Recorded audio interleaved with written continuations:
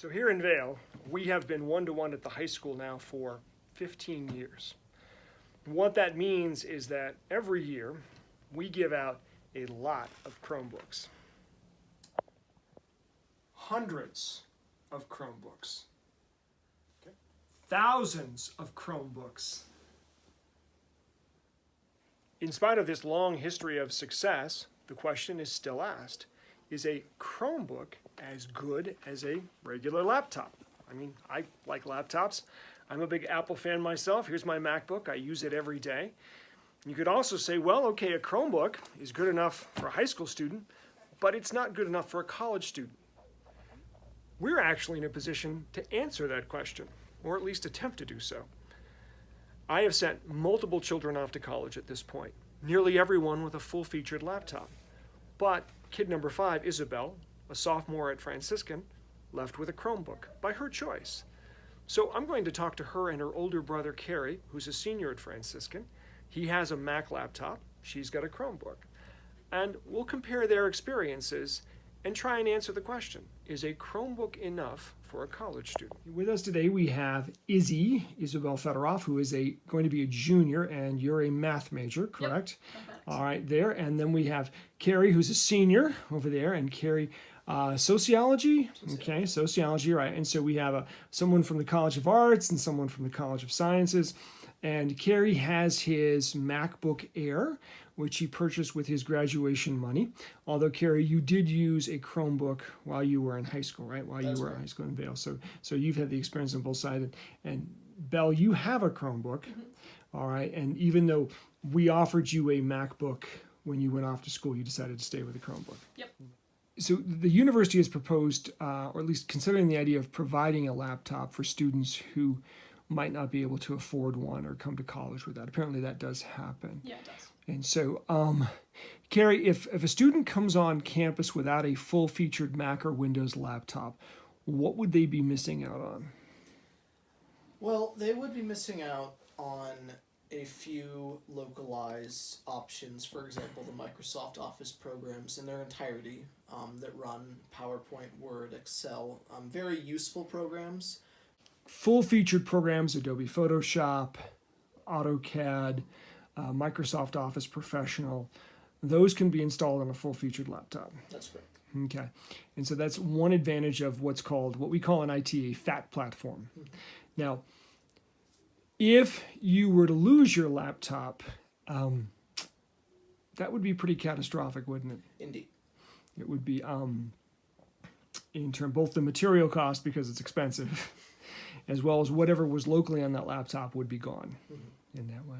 I knew a girl who spilled milk on her new MacBook Air her parents had gotten for her that Christmas, and she was just beside herself, and I was trying to help her fix her laptop. But if I was to go and spill a glass of milk or anything onto my Chromebook, it's maybe $225. Easy to replace. I'm totally fine. I can get that shipped to me fairly quickly, and it's not a huge dent into, as a poor college student, my money, which I think is really important. And again, I don't have anything, there's nothing about this computer that has been deficient for me in the tasks that I need to do. So throwing $225 at the problem and getting a new book, if I lose this one, I think is totally acceptable. And none of your work is saved locally, it's all saved up on Google's. Oh no, some of it's saved locally and some of it's saved on Google, but my account transfers over, so I can throw my Google account over and I'm fine. Now, Belle, for you, those programs like Office is available online. They have Office 365, and there's some other things like that. For you, if you lost your laptop, that would not be a catastrophic event. Not at all. I could get a new one, a new Chromebook, log into my account, and everything would still be there. I'd lose my localized files, but in terms of what I would already have saved, again, since I'm using Office or Google Docs, stuff like that online, all my documents are already saved there, so I just have to sign back into my Google account on any laptop, and all my stuff's there. Yeah. Now, Carrie, you do have access to all the Google functionality on that laptop. Yes. If you use the Chrome browser in that way. Let's talk about battery life.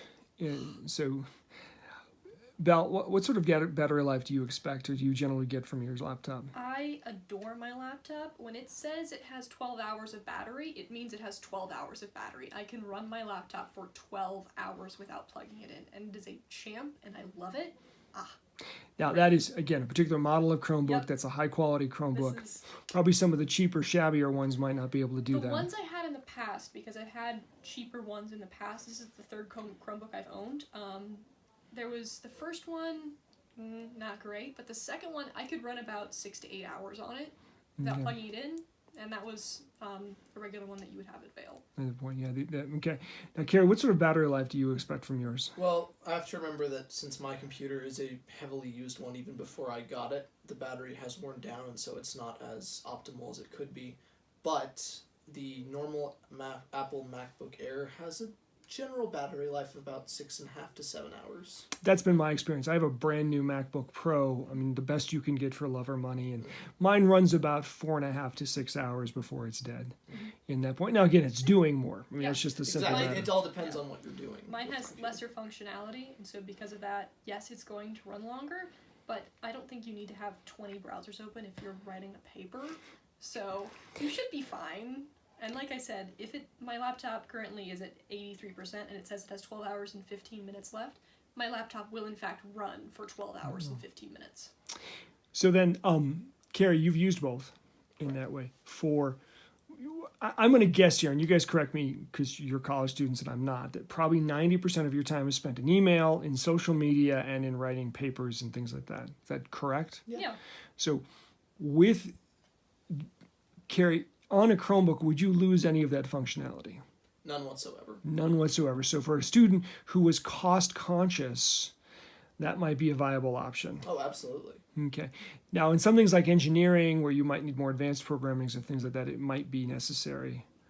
Although, as you said, the university has other options as well. Yeah, and also, again, speaking as a mathematics student, the programs, the websites that I've had to use, I've never had a problem with them running on my Chromebook. Most of our math homework comes through WebWork. Never had a problem with that. Yeah, my laptop's a little trooper. So in the time you've been at the university, you've not run into a situation where your Chromebook couldn't get the job done. All right. Thank you. Appreciate it very much. And I'll let you know how it turns out.